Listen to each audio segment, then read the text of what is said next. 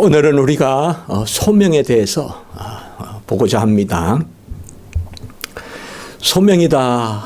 우리가 뭐 어렵다 함을 받는다 혹은 얻는다 해서 이제 칭이란 말도 있고요. 또 거룩해진다, 성하란 말도 있고 이런 말들은 많이 쓰는데 사실 소명이다. 우리가 학교에서 책을 봐도 소명이다 이런 것은 금방 지나가고 많이 안 봅니다. 그런데 옛날에 고전을 보면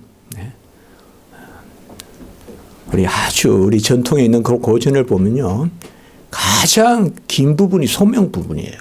소명 부분. 소명이라는 것은 우리 사명이란 말도 있죠. 사명. 사명이란 말도 써도 되는데 그냥 우리 보통 소명이라 그래요. 소명이라 그러면 크게 두 가지 생각해 볼 수가 있어요. 구원에 이르도록 부르심. 구원에 이르도록 부르심. 이건 이제 그야말로 자녀로서 부르시는 거죠. 이런 의미에서 소명이 있고 그리고 그 부른 자들을 하나님의 뜻 가운데 사용하시는 또 그 소명이 있어요. 그런 것을 우리가 두 번째 이 소명은 사명이다. 또 이런 말도 하죠. 그러나 좋은 단어들입니다. 이 명이란 단어가 좋지 않습니까? 하나님의 명령인데요. 사실상 하나님은 절대적이거든요. 계심도 절대적이고 행하심도 절대적이고 우리를 향한 뜻도 절대적이고 우리를 이끄심도 절대적입니다. 우리 인간은 모든 것이 상대적이에요. 요새 질병 때문에 마스크 쓰죠. 이게 상대적이란 말이에요. 전부 상대적이에요.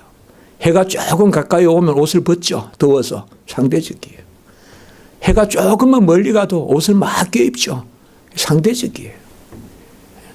오른쪽으로 찌푸둥하면 또 왼쪽으로 기울고 조금 좋았다 싶으면 또 나락으로 떨어지고 우리 인생은 항상 상대적입니다.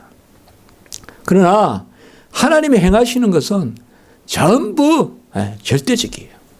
하나님은 절대자시고 절대 뜻을 가지시고 절대 섭리로 절대 경륜으로 절대적인 하나님의 계획을 이루십니다. 그렇기 때문에 하나님의 뜻은 불변합니다. 우리가 하나님이 간혹은 변덕스러워 보일지 몰라도 그것은 우리가 하나님의 뜻을 다 헤아리지 못해서 그런 거지 하나님이 변덕스러워서 변덕스럽지는 않습니다. 다만 우리가 그것을 제대로 볼 수가 없어서 그런 것입니다.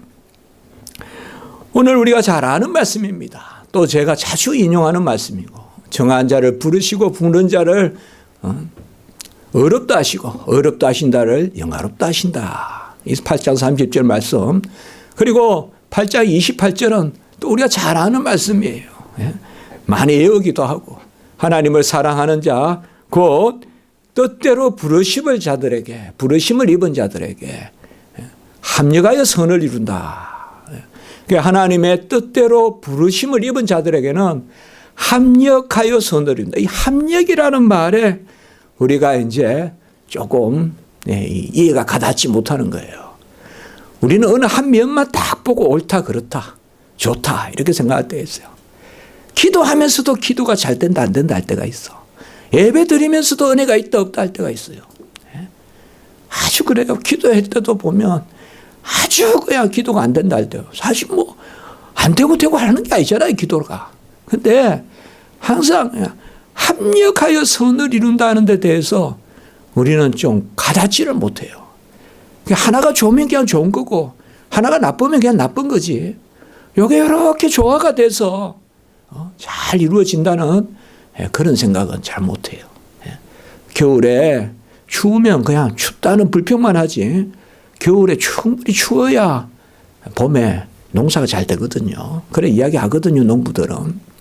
겨울에 추워야 되고 또 겨울에 눈도 적당히 와야지 되는데 영 눈이 안 오면 뭐 눈 쓸 일도 없고 이거는 한겨울 편하다 하지만 농부는 또 겨울에 눈이 와야 또 그 다음에 농사가 잘 되거든요. 저도 그 잘은 몰라요. 이게 뭔가 이게 보면 이 도회지 생활을 하는, 도시 생활을 하는 어떤 그런 기계적인 삶보다 성경에도 자꾸 농부의 비유가 나오는 거 보면 농부들은 그래도 좀 1년 단위로 살아요. 그렇죠. 1년 단위로. 뿌릴 때가 있고 거둘 때가 있고. 1년 단위, 1년 단위. 그러나 보통 직장 생활은 많은 경우 하루 단위잖아요. 아침에 갔다 저녁에 오고. 그러다 보니까 우리가 갈수록 합력하여 선을 이룬다. 이 부분에 대해서 조금 무감각하게 좋아요. 우리가 무감각하기 쉬워요. 조금 좋으면 그냥 난리가 나고 막 업어줄 것 같고 조금만 못하면 그냥 포기해버리고 팽개치고 나 몰라라 하고 타인같이 지내고 이런 인간관계들도 있잖아요. 합력하여 선을 이룬다. 지금 좀 못하더라도 더 좋을 때도 있고. 오늘 보면 하나님의 일은 특별히 시간적 합력이 있어요. 시간적 합력이. 하나님의 일은. 이 오늘 짧은 세 구절에 미리라는 말이 3번 나와요. 미리 아시고 미리 정하시고 또 미리 정하시고.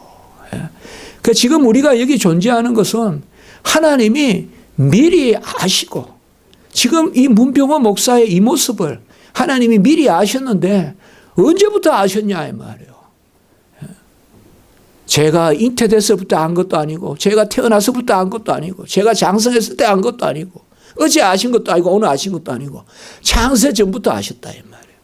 모든 만물을 짓기 전에 창세기 1장 1절에 그 창조의 선포가 있기 전에 벌써 우리를 미리 아셨다. 우리는 뭐 겨우 이제 안다 그러면 우리 육신의 부모는 뭐예요? 아기를 가졌다. 그것도 병원 가서 알잖아요. 그렇죠? 뭐 저는 잘 모르겠지만 그래도 어쨌든 뭐 우리가 확인을 하잖아요. 그래서 내 몸에 있는 것도 몰라요 우리는 잘. 그러나 하나님은 벌써 창세 전부터 우리를 아시는 것입니다. 절대적인 하나님이 가장 절대적인 그 하나님의 뜻을 보이는 하나님의 절대성을 보이는 것이 바로 선택이고 부르심입니다. 곧 소명입니다. 하나님은 무엇보다도 부르심에 있어서 절대성을 우리에게 보여줍니다. 우리가 열심히 살고 구원을 이루어갈 때 있어서 기도하고 또 성경 읽고 이런 데는 보면 그래도 조금 내가 더 해야 되고 또 이런 부분이 있어요. 나의 땀이 있고 분명히 있어요. 그러나 우리가 도무지 뭐 가다할 수 없고 우리는 그저 막연히 그냥 기다리고만 있는 거. 그게 뭐냐 하면 부르심이에요. 부르심이에요. 주인이 불러야 가는 거예요. 포도원에 불러야 가는 거지 뭐 그 전에 뭐 어떻게 할 수가 없어요. 그러니까 하나님이 가장 절대성을 보이는 것이 우리의 부름이에요. 그리고 우리가 간혹 힘들고 어려워도 내가 부족할 때도 있고 또 좀 내가 보기에 요새 조금 괜찮았다 할 때도 있지만 불변하게 하나님 앞에 감사할 때는 나를 불러주신 하나님이에요. 나를 지명하여 불렀나니 너는 내 것이라 해주시는 하나님. 오늘날 내가 너를 낳았다고 해주시는 하나님. 바로 하나님이 택하셔서 부르심, 선택과 소명, 거기에 가장 하나님의 절대성이 우리에게 나타나요.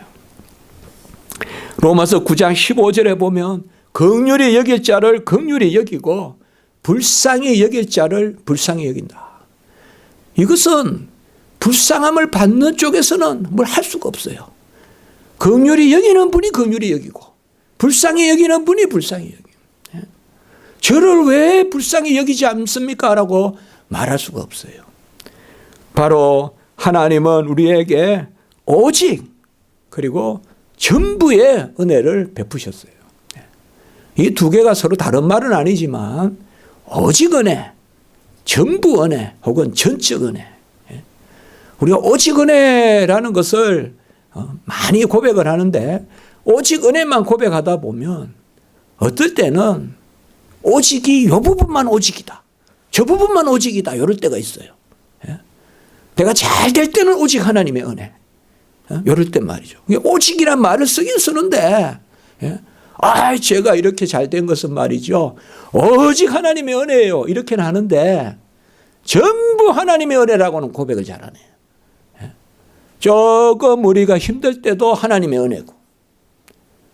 우리 성경은 그걸 가르쳐 주잖아요, 여러분들. 요셉이 분명히 구덩이도 들어가고 감옥에도 들어갔잖아요. 모세가 분명히 40년 미디안에서 목부 생활을 했잖아요. 성경은 분명히 그걸 가르쳐 주거든요. 그래도 우리는 뭐예요?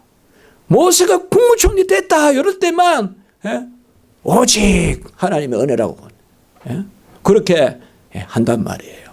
그러나 우리가 합력해서 선을 이룬다는 것은 뭐냐? 오직 은혜, 전부 은혜. 좋을 때도 은혜, 나쁠 때도 은혜. 요새 좀 살기 어렵지만은 은혜. 또 경제가 좋아 잘 돌아갈 때도 은혜. 합력해서. 어차피 우리 인생은 길어야 100년인데 잘 될 때도 있고 못 될 때도 있지만 영원한 복락을 누리려면 하나님의 합력에서 보시는 눈, 전체적으로 보시는 눈으로 우리의 삶이 복돼야지. 요때 복되고 저때 복되고 그래서 어떨 때 어떻다. 어떻게 보면 그것은 지극히 지나가는 이야기예요. 하나님이 오직 긍휼히 여기심, 그것으로 말미암아 하나님은 우리를 택하셨어요. 성경은 다른 이야기 안 하는 거예요. 그러니까 불쌍히 여기고 긍휼히 여기고, 불쌍히 여긴다 긍휼히 여긴다 같은 말이에요. 그러니까 이 두 단어를 쓴 것은 긍휼히 여기고 불쌍히. 긍휼이란 말이 뭐예요? 그야말로 그냥 긍휼이라는 말은요, 불쌍히 여긴다는 말은 조금 베푼다는 말이라면, 긍휼히 여긴다, 긍휼이란 말은 치율이란 말, 옛날로 말하면 이 휼자에 피혈자가 들어가 있어요. 우리나라 말 좋은 말이야 그거는. 마음과 피가 들어가 있어, 휼자라는 단어에. 그 이제 꼭 우리 한자로 말할 필요는 없지만 우리가 이 원어도 긍휼이란 말은 뭔가 하면, 치율이란 말은 뭔가 하면 그 사람과 한 몸이 돼서 느껴주는 거예요. 그 사람과 한 몸이 돼서 느껴주는 게 긍휼이에요. 한 몸이 되는 게 긍휼이에요. 하나님이 우리의 입장에서, 우리의 몸에서 뭐예요? 여러분, 우리가 가시에 찔려서 아파요. 누가 알아요? 나만 알지. 안 그렇습니까? 엉덩이 앞빈이 찔려가 아파요. 누가 알아요? 나만 알지. 누가 봐요? 어때요? 티눈이 티가 하나 생기가 여기가 지금 아파요. 누가 알아요? 나만 알지. 그러나 하나님은 아신다고요. 우리에게 티눈 박힌 걸 아신다고요. 내 엉덩이 앞핀 찔린 걸 아신다고요. 내 마음도 감찰하신다고요. 그게 긍휼이에요. 긍휼은 우리가 똑같은 마음을. 그래서 불쌍히 여길 자를 불쌍히 여겨. 불쌍히 여긴다는 것은 좀 더 이렇게 나눠주는 거. 구휼하는 거. 긍휼히 여긴다는 말은 그야말로 한 몸이 된다는 것이에요. 한 몸이 된다는 것이에요. 가장 긍휼을 많이 입은 것은 야곱이라고도 볼 수 있어요. 그러나 가장 고생을 많이 하는 것도 또 야곱이죠.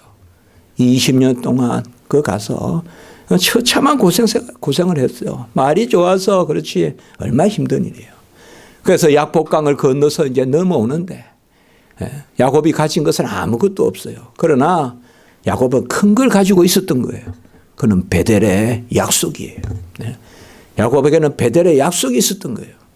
은연중에 쫓겨가다가 돌베개 빼고 하나님을 만나고 사닥다리에 오르나 내리나 하는 천사를 봤지만은 그때 하나님은 야곱과 약속을 맺으신 거예요. 언약을 맺으신 거예요. 그것은 야곱은 제단을 쌓고 제사를 드리고 예배를 드리고 하나님은 그것을 베델, 바로 하나님의 집으로 삼고 야곱에게 12지파의 조상이 되는 복을 약속하시는 거예요. 이미 날 때부터 정하셨고 또 우리가 팥죽 사건을 통해서도 알다시피 하나님이 그 복을 다시 확인하셨지만은 다시 하나님은 바다나랑 갈 때 계속 여러분들 잊을만 하면 또 깨닫게 하고 잊을만 하면 또 깨닫게 해요. 우리가 완전히 축 늘어져 있을 때 하나님 다시 불러요. 또 보여주세요. 천사 내려가는. 그리고 이제 완전히 그냥 이제는 뭐 여기서 죽나 저기서 죽나 가보자 하면서 나서는 게 바로 바단 아람을 20년 있다 떠나요, 사실. 예, 그곳은 있을 곳이 못 된다 떠나는데 약복강을 건너때 보면 하나님이 져주시는 거죠. 이스라엘이란 말이 뭐예요? 거기에서 야곱이 이스라엘이 되잖아요. 브니엘, 하나님의 얼굴을 보고 겨루어 이겼다 이렇게 이야기하는 거예요. 이스라엘, 오늘날도 이스라엘 있잖아요. 하나님과 겨루어 이겼다. 여러분, 하나님과 겨루어서 이길 자가 누가 있습니까? 야곱이 진짜 이겼습니까? 이겼는데 한도뼈가 빠집니까? 요새 성경으로는 둔부의 힘줄이 끊어졌다. 둔부의 힘줄은 뭐냐 하면 가장 사람이 힘쓰는 부분. 그게 끊어졌다는 것은 완전히 그냥 힘을 못 쓰는. 그거에 힘을 못 쓰는. 그러면 야곱이 밤새 주의 사자, 천사, 사람 여러 가지 표현되지만 하나님이에요. 하나님과 씨름해서 겨루어 이겼다. 이겼는데 왜 이게 둔부의 힘줄이 끊어져요? 진 거예요, 야곱이 사실은. 졌는데 둔부의 힘줄을 끊으시고 하나님은 야곱을 이기게 하셨는데 야곱이 이기게 하신 것은 뭔가 하면 이제 야곱에게서 아무도 하나님의 사랑을 끊을 수 없다. 제가 어제 말씀을 준비하면서 로마서 8장 37절 39절을 보면서 이 말씀하고 똑같구나. 제가 읽어보겠습니다. 우리가 잘 아는 말씀이죠. 로마서 오늘 말씀 후반부에 나오는 말씀이죠. 조금 아래에. 바울이 고백했어요. 이 모든 일에 우리를 사랑하시는 이로 말미암아 우리가 넉넉히 이기느니라. 이긴 자가 되는 거죠. 넉넉히 이기느니라. 내가 확신하노니 사망이나 생명이나 천사나 건세나 현재나 장래나 능력이나 높음이나 깊음이나 어떤 피조물이라도 우리를 우리 주 예수 그리스도 안에 있는 하나님의 사랑에서 끊을 수 없느니라. 이 말이 참 은혜가 되더라고요. 넉넉히 이겼는데 이긴 게 뭐냐 이 말이에요. 우리가 이긴 게 하나님의 사랑에서 끊을 수 없느니라. 창세기에 아까 약복강 그 말씀에 보면 거기에는 무슨 말씀이 나와요? 둔부의 힘줄이 끊겼다. 끊겼단 말이 두 번 나오더라고요. 사실상 하나님을 이겼다라는 말은 하나님이 져주신 건데 기도하니까 응답해 주신 건데 그것은 뭔가 하면 둔부의 힘줄, 엉덩이 힘줄, 여기에 넓적다리 내려가는 이 힘쓰는 힘줄은 끊어버리고 누가 나를 하나님의 사랑에서 끊으리요. 높음이나 기쁨이나 정사나 건세나 바로 그 이야기죠. 그래서 하나님이 져주셨다는 거예요. 인생에 속한 것은 끊게 하시고 하나님의 사랑에서는 끊을 수 없게 하시는 이게 바로 하나님이 우리를 부르시는 것이다. 이게 하나님이 우리를 택하셔서 긍휼히 여기시는 넉넉한 이김이다. 육체로 하나님을 이길 자가 어디 있어요? 하나님이 져주시는 거죠. 져주시는데 하나님이 져주신다는 게 뭐예요? 하나님 사랑을 하나님이 항상 베풀어 주시는 거예요. 부모가 자식한테 져준다는 건 뭐예요? 사랑을 베푸는 거죠. 사랑을 베푸는 거예요. 못해도 용서하고 아무리 밉상이라도 밥상은 차려주고 그게 뭐예요? 바로 져주는 거죠. 져주는 거예요. 합력하여 선을 이룬다. 하나님이 져주신다. 우리의 것이 끊겨 보이더라도 여러분 어찌합니까? 우리가 인생을 살다가 진짜 제 힘줄이 끊어질 때가 있을 수도 있겠죠. 거동을 못할 수도 있겠죠. 그러나 하나님이 져주신 거란 말이에요. 그게. 우리는 육신이 끊기는 날이 있더라도 하나님은 넉넉히 이겼다고 해 주신다고요. 지금은 여러분 어려운 일이 없습니까? 저도 참 어려운 일 적잖이 많습니다. 없는 것 같습니까, 여러분? 적잖이 많습니다. 적잖이 많습니다. 그러나 하나님께서 우리에게 이긴 자상을 바로 우리의 것은 끊긴 듯 하지만 사라의 몸이 죽은 듯 방불했지만 잉태할 수 있는 힘을 줘서 이삭을 잉태했듯이 죽은 듯 방불했지만 잉태할 수 있는 힘을 주셨다고 히브리서 11장에 나오죠. 그게 바로 뭐예요? 여호와께서 우리에게 쳐주시는 꼭 한쪽은 끊고 한쪽은 끊을 수 없게 만들어. 예? 육체적인 것은 끊게 만들고 영적인 것은 누가 너를 끊을 수 있으리요? 예? 높음이나 정사나 위엄이나 근세나 현재일이나 장래일이나 누가 너를 하나님의 사랑에서 끊을 수 있으리요? 합력해서 누리는 거예요. 하나님은 듣든지 아니 듣든지 때를 얻든지 못 얻든지 모든 민족에게 세상 끝날까지 땅 끝까지 전부 성경에 나오는 이야기예요. 듣든지 아니 듣든지 에스겔서에 나오고 때를 얻든지 못 얻든지 디모데서에 나오고 모든 민족에게 세상 끝날까지 예수님 마태복음 28장 19절 20절에 나오죠. 마지막 때. 그리고 땅 끝까지 사도행전 1장 8절. 성경은 모든 것에 복음을 전하라고 해요. 듣든지 아니든지 때를 얻든지 못 얻든지 땅 끝까지 세상 끝날까지 항상 복음을 전하게 해요. 만민이 복음을 듣게 해요. 그래서 우리는 가리지 않고 전해야 돼요. 저 이슬람도 전하고 중국도 전하고 일본도 전해야 돼요. 가리지 않고 전해야 돼요. 그건 절대 가리면 안 돼요, 여러분들. 선교지를 가려서 가면 안 돼요. 선교지 무조건 가는 거예요. 사람 있는 데는 가는 데요. 사람 없으면 갈 필요 없어요. 선교는 문화하는 게 아니에요. 사람 구원하는 거지. 사람 없는 데 가서 무슨 기시 세운다고 그 선교 아니에요. 그 선교 준비는 될지 몰라도. 그러나 모든 곳에 복음을 전하지만 모든 사람이 복음을 영접하는 것은 아니에요. 우리 마태복음 10장에 보면 우리 주님께서 12제자를 파송하실 때 그랬잖아요. 영접하지도 않고 듣지도 않는 자들이 있다 그랬어요. 평안의 복음을 전해도 영접도 하지 않고 듣지도 않고요. 그러면 막 두 번 생각하지 말고 말씀만 전하고 싹 돌아서 나오라는 거예요. 발을 탁 털고 나오라는 거예요. 관계 없다는 거죠. 신발을 털고 나온다는 것은 관계 없다는 거예요. 복음은 땅끝까지 다 전해야 되지만은 믿는 자는 복음을 듣고 아멘하고 예하고 믿는 자는 택함 받은 사람만 믿습니다. 그게 소명이에요. 그래서 우리가 모든 사람을 부르라. 그 일반적인 소명이라 그러는데 저는 전문 용어 쓰는 것 좀 이해해 주십시오. 요새 이제 특별히 신문에도 나오고 하니까. 그래서 우리도 좀 배우면 좋잖아요. 일반적인 소명이라 그래요. 이것은 효과가 없는 소명도 많아요. 효과가 없는 소명도 많다고요. 우리 교회는 아직까지 이쪽 동네에 전도했지만 한 영혼도 이쪽 동네뿐이 나오지 않아요.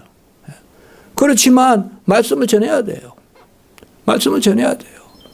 저기 저 우면산 밑에부터 어쨌든 십자가지기 교회라는 이름이 우편함에 몇 번은 꼽혀갔어요. 몇 톤에서. 아직까지 한 분도 열매는 없어요. 뭘 한두 번 왔다 갔는지는 모르겠어요. 이쪽 동네 계시는지는. 그래도 우리는 아까 말씀같이 듣든지 아니 듣든지 때를 얻든지 못 얻든지 땅끝까지 세상 끝날까지 하나님의 말씀을 전해야 돼요. 그러나 아무도 알 수가 없어요. 그러나 하나님이 택하심을 오늘 말씀 미리 아시고 미리 정한 자들은 슬쩍 그냥 지나치기만 해도 아멘 해요. 그래서 우리가 나설 수밖에 없는 거예요. 그래서 나가지 않을 수 없는 거예요. 전하는 자가 없이 어찌 들으리요. 그래서 전하는 자로서 우리가 복음의 아름다운 발로 나가는 것입니다. 하나님은 모든 사람을 부르시되 택함 받은 사람들만이 하나님 앞에 예하고 아멘하고 합니다. 그러니까 복음을 전하다가 낙심할 것은 없습니다. 그것은 하나님의 뜻 가운데 있는 것이지 우리가 택함 받은 백성을 만들어낼 수는 없습니다. 우리가 택함 받은 백성을 그곳에 있게 할 수는 없습니다. 그러나 하나님의 뜻은 뭐예요? 복음을 땅 끝까지 전하라라고 이렇게 말씀합니다.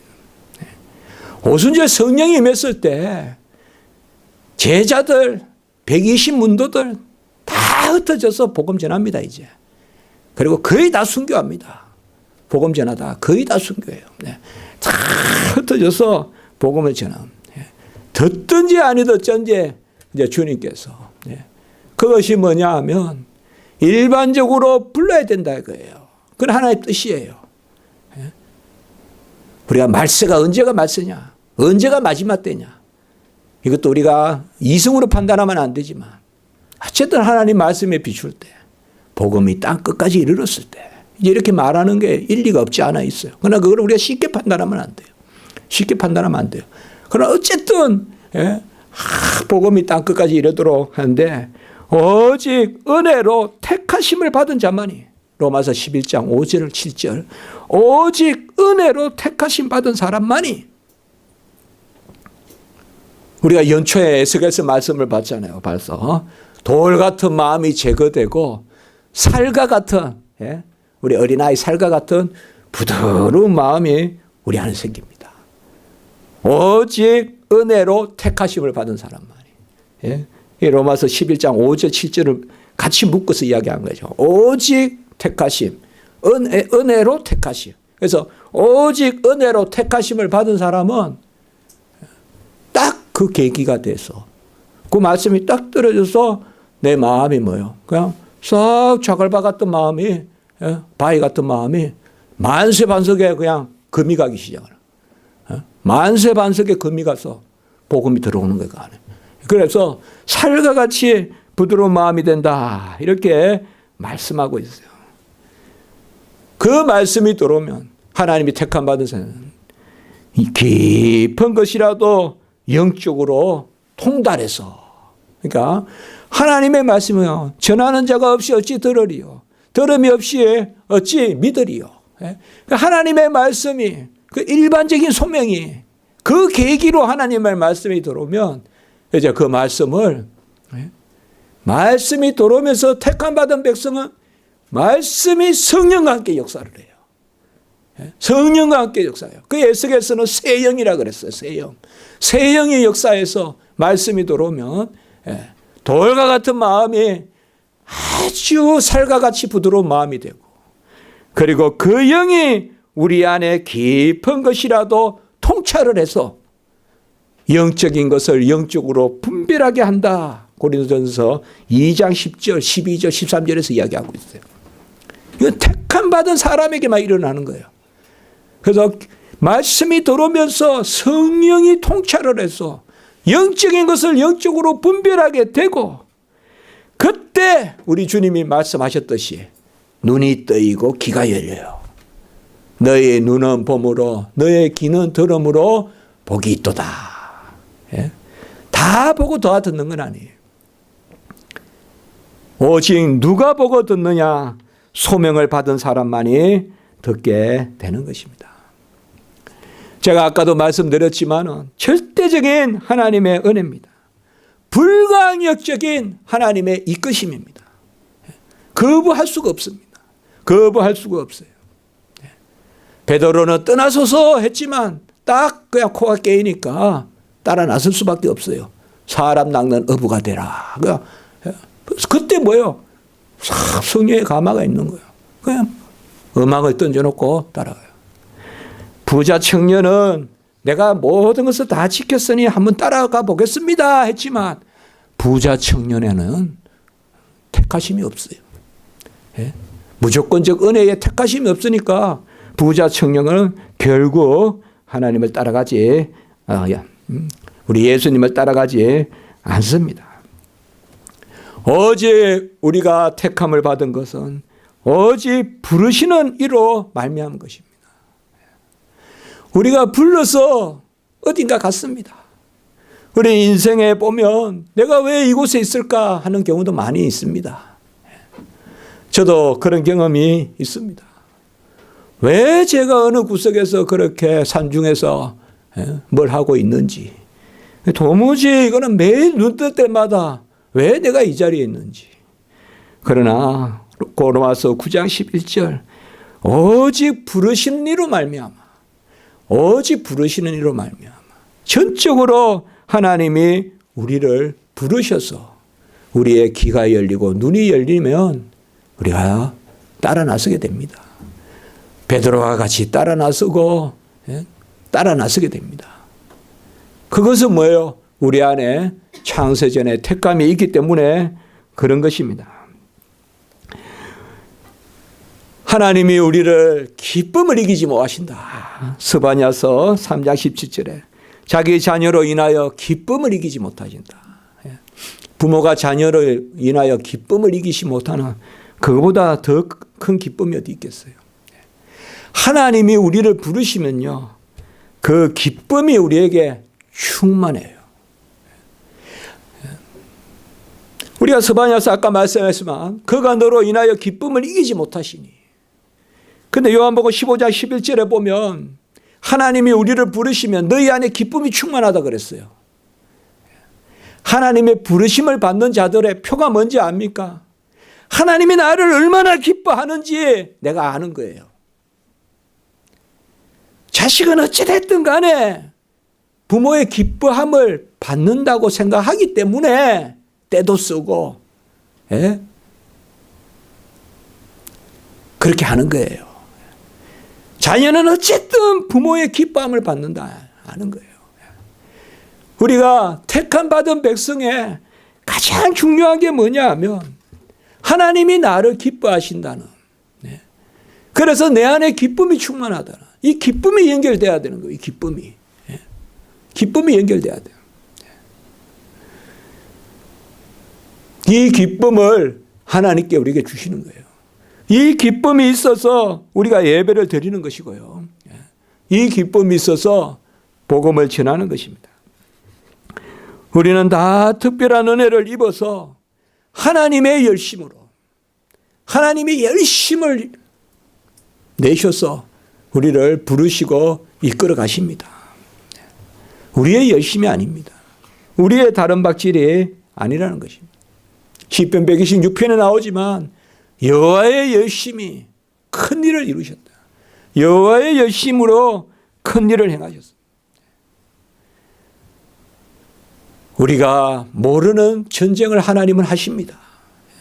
히스기야를 하나님이 낫게도 하셨지만 그 당시에 아수르 사네립, 세계 최강으로 강하고 최고 잔인한 그 사네립이 쳐들어왔어요. 그때 하나님이 히스기야로 하여금 이기게 하시는데 열왕기하 19장 31절에 보면 남은 자는 예루살렘에서 나올 것이요 피하는 자는 시온산에서부터 나오리니 여호와의 열심히 이를 이루리라, 이렇게 이야기했어요. 도무지 그 당시에 유다는 전쟁을 해서 이길 그게 못 돼요. 그 선대 왕들은 무조건 타협을 했어요. 심지어 성전에 그냥 열어서 갖다 줬어요. 제발 전쟁 좀 하지 말고 살려달라고. 그러나 히스기야는 하나님의 은혜를 잊고 기도하는 중에 하나님이 이걸 보여주신 거예요. 여호와의 열심히 이를 이루리라. 그리고 아수르 왕의 18만 5천을 그냥 일거에 다 송장으로 만들어버렸어요. 하나님이 18만 5천 일거에 다 송장으로 만들어버렸어요. 그리고 사내립도 죽여버렸어요. 하나님이 우리를 기뻐하시면 아무도 우리에게 손댈 수가 없어요. 하나님이 우리를 기뻐하시면 아무도 우리의 기쁨을 앗아갈 자가 없어요. 카라라고 해요, 헬라어로. 기쁨. 아무도 우리의 기쁨을 가져갈 자가 없어요.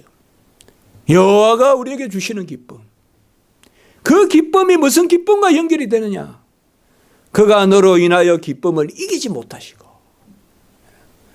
우리가 여러분 하나님의 기쁨의 근원이라고 할 수 있습니다, 여러분들. 자식은 부모의 기쁨의 근원이에요. 자식은 부모의 기쁨의 근원이라고요. 어쨌거나. 예. 아무도 우리를 기쁨으로 앗아갈 적 없어요. 여호와가 히스기야 그렇게 허무할 왕은 못 돼요. 예. 안 죽으려고 기도했지만 그러나 하나님이 기뻐하신다. 내가 너를 기뻐하노라. 내가 너를 기뻐하노라. 하나님의 기쁨이 우리의 합력하여 선을 이루는 거죠. 하나님은 그야 선을 이루지 않아요. 합력하여 선을 이루어요. 합력하여 선을 이루는 것은 간혹은 저 밑에 요셉같이 구렁텅이 까가고, 간혹은 저 밑에 다니엘같이 사자 입 앞에 세우고, 간혹은 저 밑에 사드락 메삭 아벳노고와 같이 다니엘의 세 친구와 같이 불 속에 집어넣고, 그 가운데서 하나님은 다시 그들을 일으켜서 영화롭게 하고, 간혹은 장대를 세우고 모르드게 같이 곧 그 장대에 걸려 죽게 하듯이 만들어 놓지만 그 장대에 하만이 걸리게 하시고, 모든 일을 합력해서 이루시고, 합력해서 이루는 거예요. 예. 세상의 시인도 한떨기 국화꽃을 피우려고 밤에 소쩍 새고 운다고 그 세상의 시인도 합력해서 뭐가 되는 걸 아는데, 우리 하나님을 믿는 백성이 너무 단선적이고 너무 단편적이어서 되겠어요. 저는 우리 교회도 합력하여 하나님의 선을 이루심이 있다고 생각해요. 저는 진리의 등대가 되게 해달라. 진리의 파수꾼 끝까지 하나님의 말씀이 가닿는 빛의 역할을 하게 해달라. 빛은 모든 것이 가로막은 것 같아도 틈만 나면 다 파장을 일으키면서 끝까지 파고 들어가는 게 빛이에요. 빛은 싹 들어간다고요. 저 그런 마음으로 기도하고 있어요. 합력해서 선을 이루는. 하나님의 특별한 은혜가 있으면 따라 나서게 돼요. 엘리사도 열심히 농사 짓고 했지만 엘리야 만났을 때 소를 그냥 소결의를 버리고 따라 나서게 돼요. 베드로는 음앙을 버리고 따라 나섰고, 사마리아 여인은 물동이를 버리고 따라 나섰고, 사도 바울은 최고의 지식을 다 버리고 분토같이 버리고, 가만히 있으면 이스라엘 백성의 지도자가 될 사람이, 최고 지도자가 될 사람이 하루아침에 그거 싹 다 버리고 따라 나서게 됩니다. 합력한다는 거예요. 버려야, 끊어야 끊지 않게 해주신다 이 말이에요. 아멘. 내 한도뼈, 내가 힘쓰는 육체의 이 힘줄을 끊어야 누가 그리스도의 사랑에서 우리를 끊으리요. 하나님께 붙어 있게 된다 이 말이에요. 육체도 붙어 있고 하나님의 영적인 사랑도 붙어 있고 그렇게는 될 수 없다 이 말이에요. 바알과 하나님을 동시에 섬기지 못하여 세상과 하나님을 동시에 섬기지 못한다 이 말이에요. 속된 거 다 하면서 거룩한 일 할 수 없다 이 말이에요. 그게 합력해서 선을 이루는 것입니다. 벗개를 메고 가는 벳세메스로 가는 암소 두 마리를 생각해 보세요. 예. 새끼를 낳은 송아지가 음메 울고 있어요. 아직까지 그 어미소, 엄마소는 저신하고 있어요. 그런데 하나님이 멍에를 매지 않은 그런 젖나는 소 두 마리를 가져다가 벗개를 수레에 태우고 그 매게 했어요. 한 번도 매보지 않았어요. 주의 이름 경험 가지고 하는 게 아니에요. 한 번도 안 매봐도 하는 거예요. 하나님이 하라면 나서야 돼요. 그런데 음메 울고 있는 아직 젖을 먹어야 되는 소 두 마리는 성경에 보면 집에 가다 놨다고 했어요. 탁 가다 놓고 그 어미소 두 마리가 벳세메스로 가는데 좌우로 치우침이 없이 울면서 갔더라. 이렇게 나와요 성경에. 울겠죠. 아무리 소라도. 젖은 나는데 송아지 생각이 나겠죠.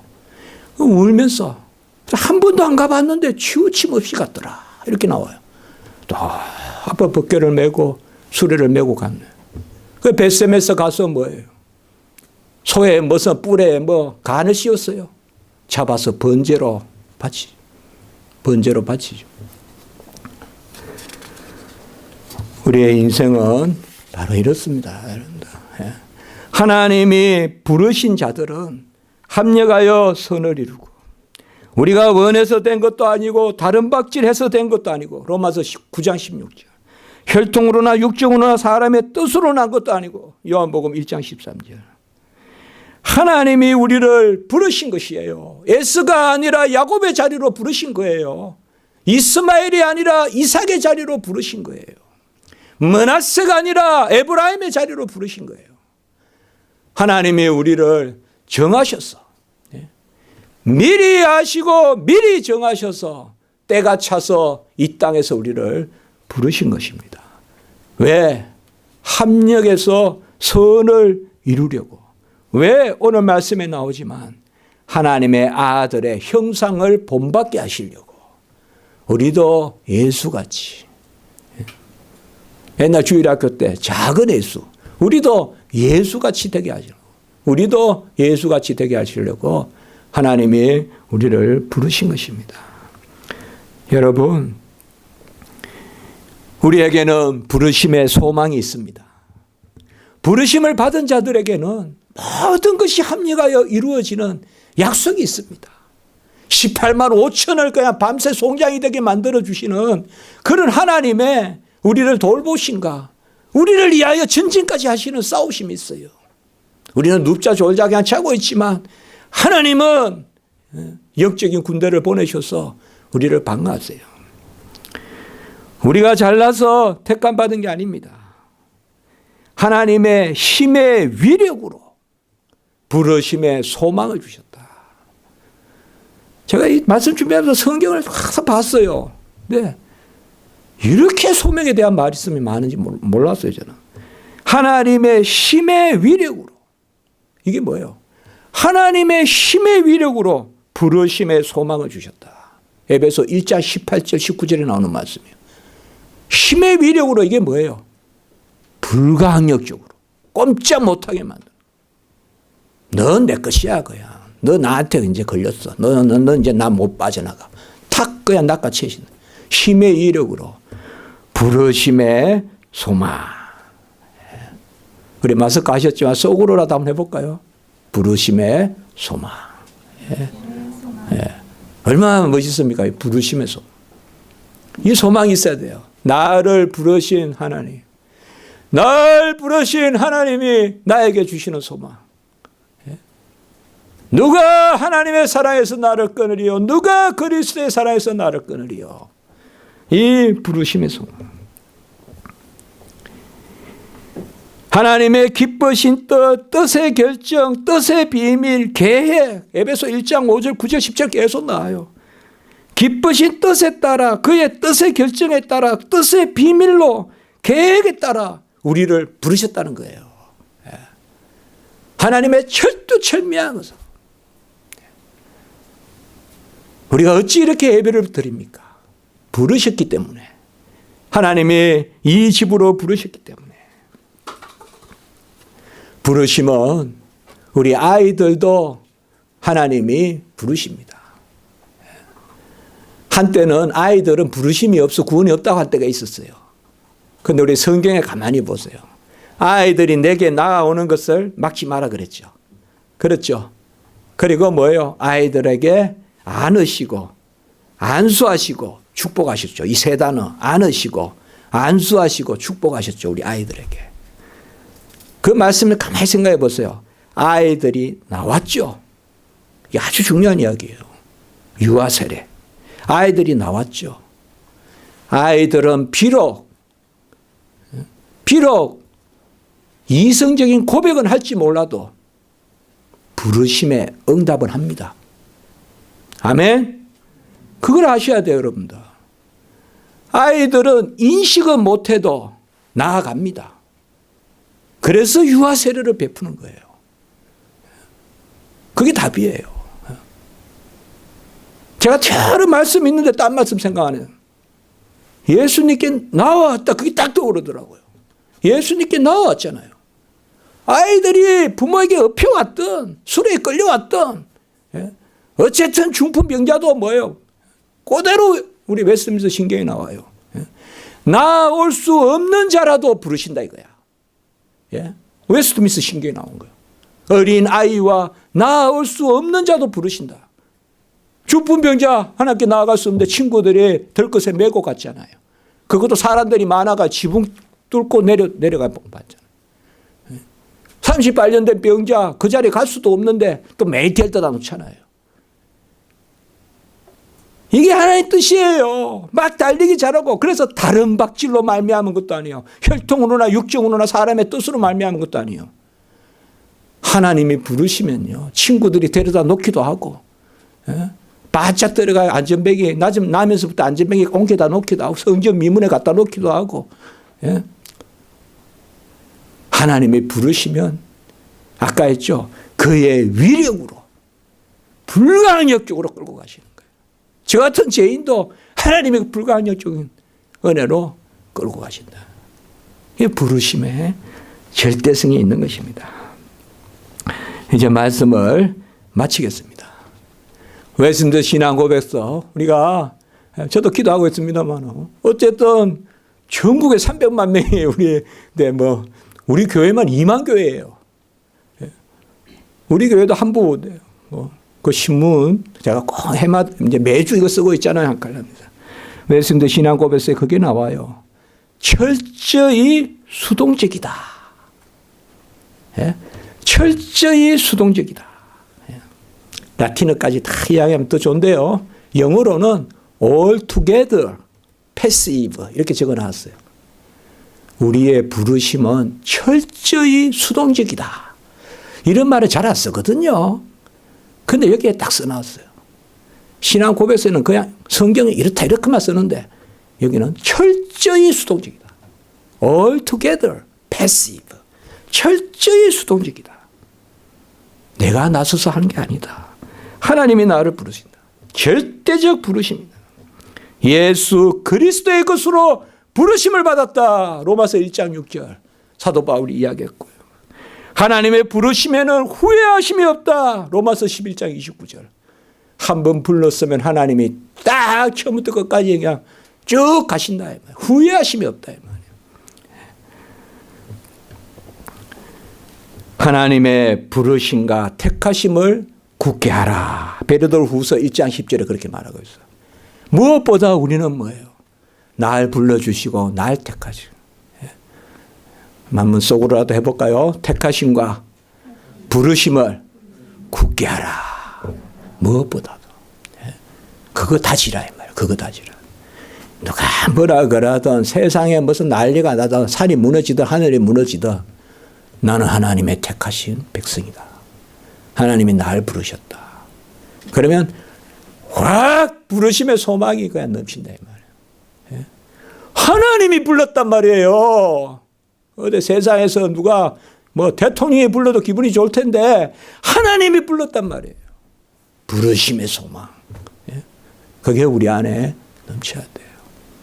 그런 은혜가 있기를 주님의 이름으로 축복해 봅니다. 한 기도 드리겠습니다. 거룩하고 자비로우신 하나님 아버지, 만에 하나 천에 하나 천만에 하나 저희들 불러주셔서 아버지여 청한 자 많으나 택한 자 적다 했습니다. 그러나 우리는 아버지여 그 귀한 자리에 저희들 택자로 세우셔서 하나님의 자녀 되게 하시고 이제 미리 정하고 미리 아신 바대로 이때 하나님 저희들을 부르셔서 이 지상에서 여호와의 백성으로 살게 하시니 감사를 드립니다. 합력하여 선을 이루시는 하나님의 놀라운 비밀이 저희들 가운데 임하게 하시고 부르심의 소망이 있게 하시고 기쁨이 있게 하여 주셔서 여호와를 즐거워하는 것이 우리의 힘이로다. 느헤미야의 그 이야기가 그 말이 우리의 아버지여 고백이 되게 해주시고 특별히 아버지여 요새 어렵습니다. 많은 분들이 신음하고 있고 아버지여 정말 독이 아버지여 바닥을 드러내고 있는 가정이 많을 것입니다.